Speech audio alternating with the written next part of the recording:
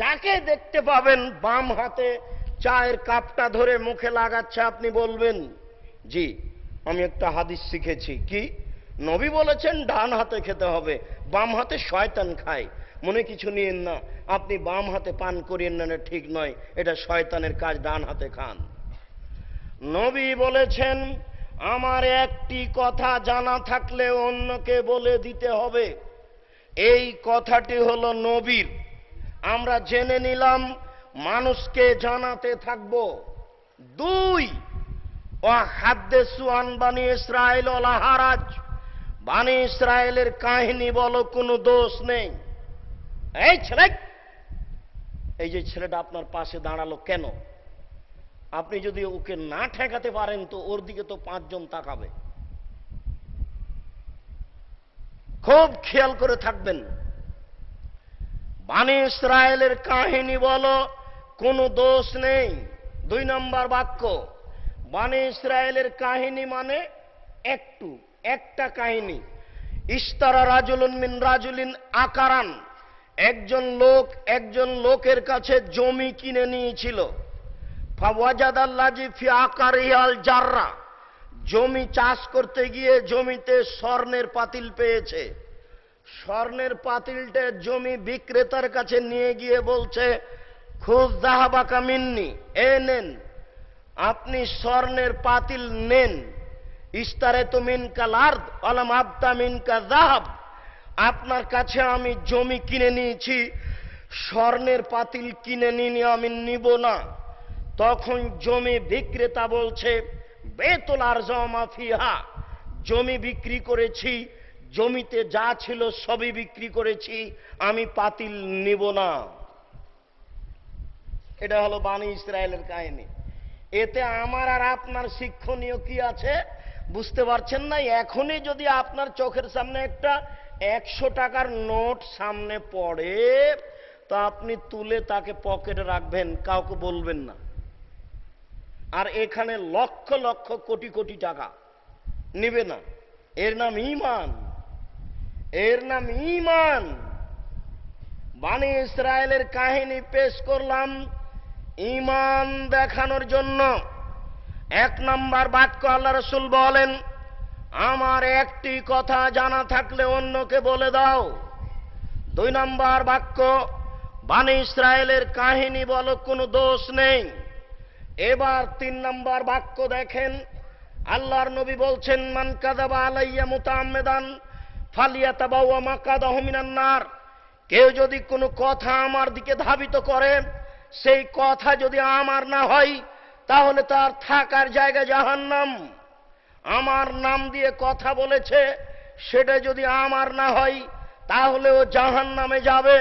তাহাজ্জুদ পড়লেও, হজ করলেও আল্লাহর নবী দোয়া শেষ করতেন আমিন, কবুল করো, সুম্মা আমিন, আমি আবারও বলছি তুমি কবুল করো। এটা হলো রাসূলের সুন্নাত। আর একজন হুজুর দোয়া শেষ করছে এভাবে বিহাক্কি লা ইলাহা ইল্লাল্লাহ। এটা রাসূলের নীতি নয়, এটাই হচ্ছে রাসূলের নামে অন্য কথা ছড়িয়ে দেওয়া।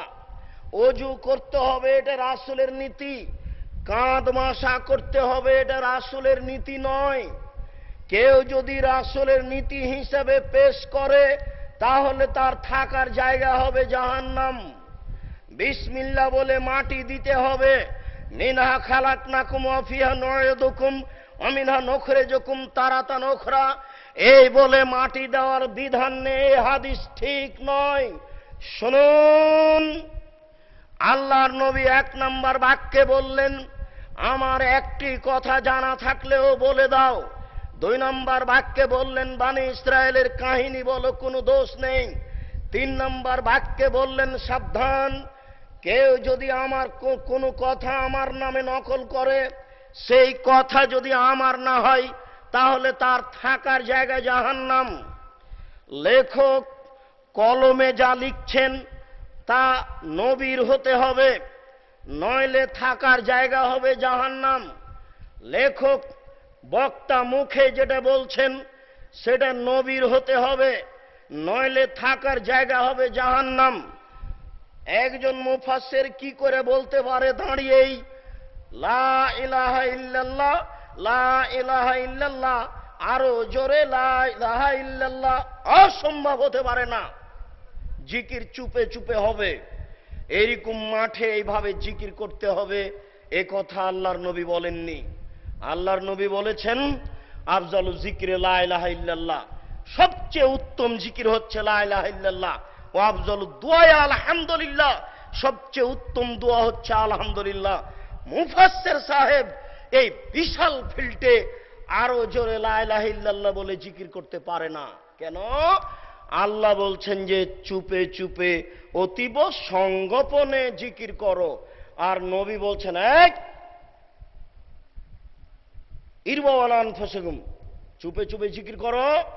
ইন্নাকুম তাদুনা ইন্নাকুম লা তাদুনা সামাল গায়ব, তোমরা যাকে ডাকো বধির নয়, তোমরা যাকে ডাকো অন্ধ নয়। ইন্নাকুম তাদউনা সামিয়াম বাসীরা, তোমরা যাকে ডাকো সর্বশ্রোতা, তোমরা যাকে ডাকো সর্বদ্রষ্টা। জোরে কেন? চুপে চুপে। দেখেন মুফাসসির সাহেব আল্লাহর রাসূলের কথার বিরোধিতায় কাজ করছে। আমি বুঝাতে সক্ষম যদি না হই, এটা আমার অক্ষমতার কারণে আপনাকে আমি বুঝাতে পারছি না। আমাদের ব্যাপারে 2 নাম্বার হাদিস পেশ করলাম, হাদিস নাম্বার 3 খুব কঠিন। যত সামনের দিকে বাড়বো বক্তার জন্য তত কঠিন হবে। আনাস ইবনে মালিক রাদিয়াল্লাহু তাআলা আনহু বলেন, রাআইতু লাইলাতা উসরিয়া বি রিজালান, ওই রাতে, যে রাতে আমাকে জিবরাইল নিয়ে যাচ্ছেন মেরাজে, আমাদের নবী বলছেন ওই রাতে দেখলাম, যে রাতে জিবরাইল আমাকে মেরাজে নিয়ে যাচ্ছেন উপরে, দেখলাম কতগুলি লোক তুকরাজো সাফাহুম বে মাকারিদা মিনান নারে, যাদের জিহ্বা এবং ঠোঁটকে আগুনের কেঁচি দিয়ে কেটে দেওয়া হচ্ছে। খুব ভালো করে বুঝেন, আমাদের নবী বলছেন আমাকে জিবরাইল নিয়ে যাচ্ছেন মেরাজে, দেখি কতগুলি লোক যাদের ঠোঁট এবং জিহ্বাকে আগুনের কেঁচি দিয়ে কেটে দেওয়া হচ্ছে। আল্লাহর নবী বললেন, জিবরাইল মানহাউলায়, এরা কারা, এরা কে? হায় হায়, একই কথা, তাদের জিহ্বা এবং ঠোঁট আগুনের কেঁচি দিয়ে কেটে দেওয়া হচ্ছে, মানে বুঝলাম না জিবরাইল এরা কারা? জিবরাইল আলাইহিস সালাম বলছেন, হাউলায়ে খুতুবাউ মিন উম্মাতিক, এরা হচ্ছে আপনার উম্মতের বক্তা, যারা বক্তৃতা করে বেড়াতো। দেখি বিচার করেন আপনি, বিচার আপনাকে করতে হবে। আপনি যদি বলেন আব্দুর রাজ্জাক সাহেব আমাদের ধুলিয়ান মুর্শিদাবাদে কোনো মিথ্যুক বক্তা নেই, আমি ধরে নিলাম নেই। আপনি যদি বলেন যে পুরা ইন্ডিয়াতে মিথ্যুক বক্তা নেই, আমি ধরে নিলাম নেই। এর পরেও পৃথিবীতে কোথাও হবে এ কথা নবী বললেন। আমি মনে হয় বুঝাতে পারলাম না। বক্তা মিথ্যে কথাই বক্তৃতা দিবে বলেই জিহ্বা কেটে নেওয়া হচ্ছে। বক্তা বক্তৃতায় মিথ্যা কথা বলে বলেই জিহ্বা কেটে নেওয়া হচ্ছে। যেমন একটা মিথ্যা কথা আপনাকে দেখাই, এক খেয়ালে চেয়ে থাকেন। তাফসির সাহেব, মুফাসসির সাহেব তাফসির করছেন। একদিন গভীর রাতে দাউদ আলাইহিস সালাম জিকির আজকার তাসবিহ তাহলিল করছিলেন। এমত অবস্থায় একটা অতীব সুন্দর টকটকে ঝকঝকে স্বর্ণের পাখি সামনে এসে পড়ল। তিনি ইবাদত বন্ধ করে পাখিটি ধরার চেষ্টা করলেন। পাখিটি উড়ে গিয়ে জানালায় বসলো। তিনি চিন্তা করেন দেখি জানালায় গিয়ে পাখিটি ধরা যায় কিনা। তিনি ইবাদত বন্ধ করে জানালায় গিয়ে পাখিটি